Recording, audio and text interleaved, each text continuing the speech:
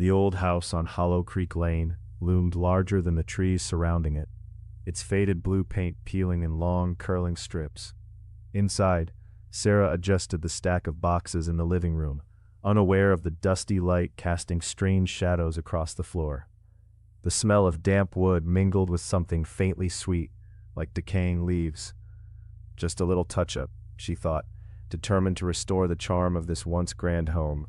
Then Tom, her husband, called from the kitchen, his voice tinged with curiosity. "You guys are going to want to see this." They crowded around, eyes wide as he unfolded a yellowed piece of parchment, the edges tattered like worn-out shoes. The paper crackled in his hands, a set of house rules left by the previous owner, each penned in looping script that seemed to pulse with gravity. "Never enter the cellar before midnight," he read. A chill enveloped the room, prickling at the nape of Sarah's neck. She shrugged it off, attributing the cold to the old heating system. But the words clung to her thoughts, curling in her mind like wisps of fog, like the strange mist that occasionally rolled through the darkened forest bordering their property. The rules continued, each more specific than the last. Speak nothing of the living. Do not touch the mirrors after dusk. Respect the silence. The wood listens. They shared uneasy glances, laughter trying to mask the mounting tension. The nonsensical rules felt like a game, yet Sarah noticed each tap of her fingers against the table echoed a split second too late in the air, as if the house was trying to interject. As night fell, the air grew thicker, flavored with a scent like charred wood, and the temperature dropped further. The wind howled outside, dancing with the curtains that billowed and snapped like restless spirits. Each of them retreated to their corners of the house, though the rules played on repeat in their minds. Emily, their daughter, pressed her small hands against the cool glass of the living room window, peering into the dark forest, where shadows twisted and contorted under the pale light of the moon. Suddenly, a shrill laughter echoed through the corridors, a sound foreign, almost childlike, yet eerily hollow. Sarah searched for its source, but only found the cracked mirror hanging in the hallway, its surface shrouded in dim light. Glimpses of movement danced in her peripheral vision. She turned just in time to see the reflection of a child's face, flickering out of view, replaced by an emotionless grin that sent shivers spiraling down her spine. As the realization struck, they had touched the mirrors after dusk.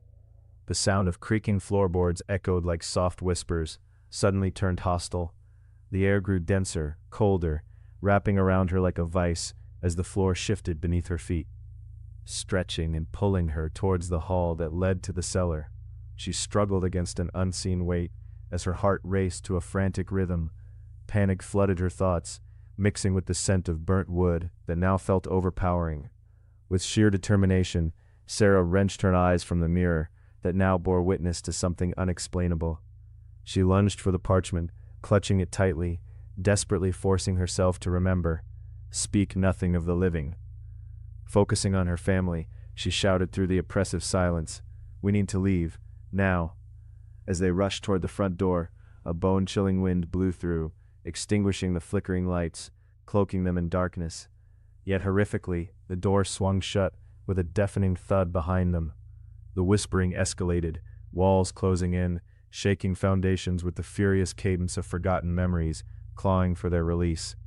Finally, their frantic hands found the door latch, and with a push, they stumbled outside into the damp night air. The shadows of the forest enveloped them, but they didn't look back.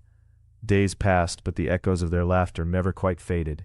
They came to terms with their narrow escape, but in the dead of night, when silence prevailed, the wind would whisper through the trees, and Sarah would notice the faintest sweet smell like decaying leaves, lingering on the air as if beckoning. They called in a realtor and moved on, but in their hearts they knew the house would never forget, nor would the forest that watched. The rules lingered, written not just on parchment, but fused to the very fabric of that house, a remnant waiting patiently for the next family, willing to overlook the whispers in the dark, like leaves swirling in a forgotten graveyard of secrets.